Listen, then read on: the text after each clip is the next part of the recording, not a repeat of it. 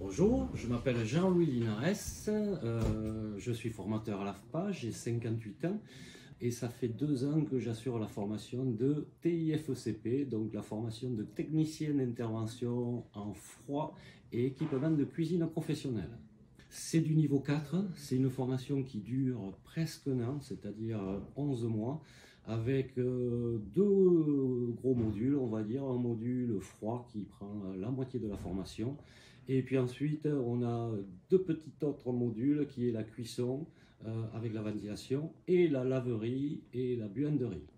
Voilà, c'est-à-dire qu'on est capable de réparer et de dépanner toutes les machines que l'on peut retrouver dans tous les métiers de bouche. La formation dure à peu près, comme je vous l'ai dit, 11 mois.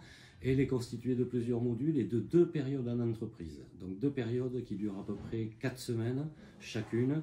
Voilà, une qui est consacrée au froid. Voilà, on leur demande de travailler plutôt sur des machines frigorifiques. Et une autre période qui est consacrée plutôt à tout ce qui est cuisson et laverie.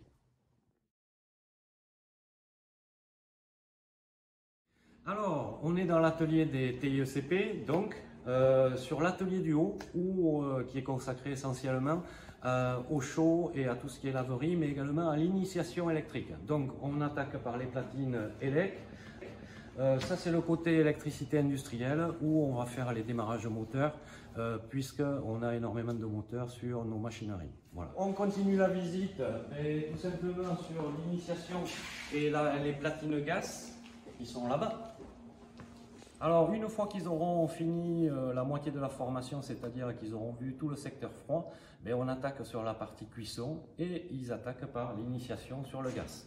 Donc, on est sur les platines gaz où on a un brûleur avec un allumage par piezo, un thermocouple, une veilleuse. Et puis, ils ont ces montages à réaliser avec différents blocs de régulation, un robinet simple, un minésite et un électrosite. Alors là, on rentre plutôt dans le technique. Et donc, on change également de gaz. Donc, on change les gicleurs, les réglages sur les veilleuses, mais également sur les brûleurs pour qu'ils apprennent justement à pouvoir régler une flamme correctement. Voilà, donc une fois qu'ils ont fini l'initiation gaz, ils passent sur la cuisine professionnelle, une cuisine que certains restaurants nous envient, qui est très bien équipée. Donc on a un mixte énergétique, c'est-à-dire qu'on a certaines machines purement électriques et puis d'autres qui fonctionnent au gaz.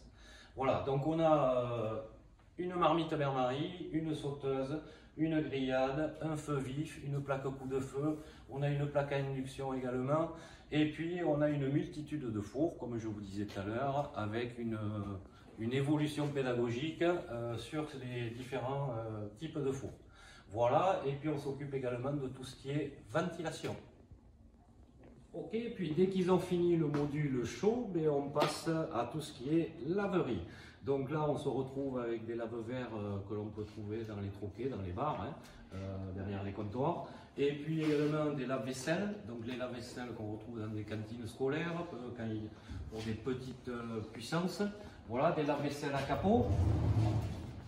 Donc là aussi, ils étudient tout le fonctionnement des machines, donc ils doivent être en mesure de pouvoir installer, mais également de pouvoir dépanner derrière. Ensuite, on continue la visite avec d'autres types de lave-vaisselle, mais qui sont similaires à celui à capot, à ouverture frontale. Et puis ensuite, on attaque sur des convoyeurs, c'est-à-dire des tunnels de lavage que l'on appelle. Ici, on a une antiquité, mais qu'on peut retrouver dans certains restaurants. Ils n'ont pas tout en neuf. Et puis également, un autre convoyeur qui est beaucoup plus récent, puisque celui-là, il est rentré l'année dernière. Voilà, qui est le même système, mais qui est beaucoup plus performant et beaucoup plus récent, avec de nouvelles technologies. Alors, qui fait partie de la laverie également, du module laverie, on a également le côté buanderie avec les lave-linges. Voilà, lave-linge et sèche-linge également que l'on a ici. Voilà l'atelier froid. Ils interviennent également sur toutes les chambres froides. Donc là, ce qu'on leur demande, après avoir fait les initiations en électricité et en maths et en physique, ce qu'on va leur demander, c'est de démonter toute l'installation, donc une installation complète, aussi bien en électricité qu'au niveau de la tuyauterie, et ils doivent tout refaire. Donc ils refont tout le travail quelque part du plombier, même si on n'est pas des plombiers. Ils refont tout le travail de l'électricien, même si on n'est pas électricien. C'est notre métier, c'est ce qui fait le charme du métier. Et puis ensuite le métier du froid pur, c'est-à-dire de faire les contrôles d'étanchéité, de charger les installations, de faire les mises au point et puis de remplir tous les documents réglementaires. Voilà, on est dans l'arrière-cour, on va dire, de l'atelier MDF, où on a des chambres froides particulières après être passés sur leur propre chambre froide.